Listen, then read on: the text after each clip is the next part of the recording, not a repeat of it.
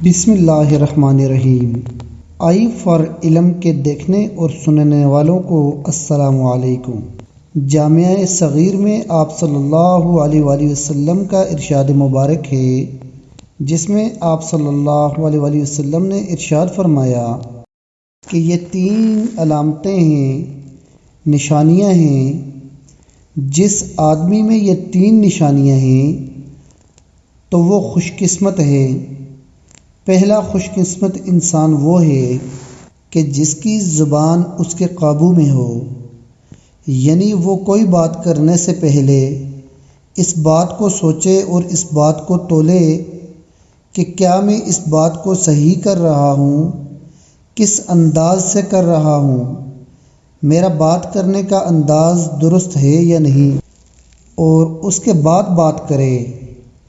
اگر مسلمان اس بات کا خیال رکھیں کہ ہم نے کیا بولنا ہے اور کیسے بولنا ہے اور کس وقت بولنا ہے، تو یقین جانیں ایسا مسلمان بہت زیادہ خوش قسمت ہے، بلکہ ایسا کوئی بھی انسان خوش قسمت ہی ہو سکتا ہے۔ نمبر 2، جس آدمی کے گھر کے دروازے رشتہ داروں کے لیے کھلے ہوں، جس آدمی کا گھر کشادہ ہو، کھلا ہو، وہ بندہ بھی خوش قسمت ہے۔ اس کا مطلب یہ ہے کہ گھر کے دروازے رشتہ داروں کے لیے کھلے ہوں، یہ نہیں کہ بندہ سب رشتہ داروں سے ناراض ہو جائے، کسی کو بھی اپنے گھر میں نہ آنے دے، ایسا نہیں ہونا چاہیے۔ اس لیے جو بندہ صلح رحمی کرتا ہے، اپنے رشتہ داروں کے ساتھ اچھے تعلقات رکھتا ہے، وہ بندہ خوش قسمت ہوتا ہے۔ اس کی ہر چیز میں اللہ تعالیٰ برکت ڈال دیتا ہے۔ تو اس لیے دوسرا آدمی وہ ہے جس کا گھر کشادہ ہو اور کھلا ہو۔ نمبر 3، جو بندہ اپنے گناہوں پر روتا ہو۔ تیسرے بندے کے بارے میں ارشاد فرمایا کہ خوش قسمت ہیں وہ لوگ جو اپنے گناہوں پر روتے ہوں، یعنی کہ جس بندے کا دل سخت نہ ہو۔ دل سخت کیسے ہوتا ہے؟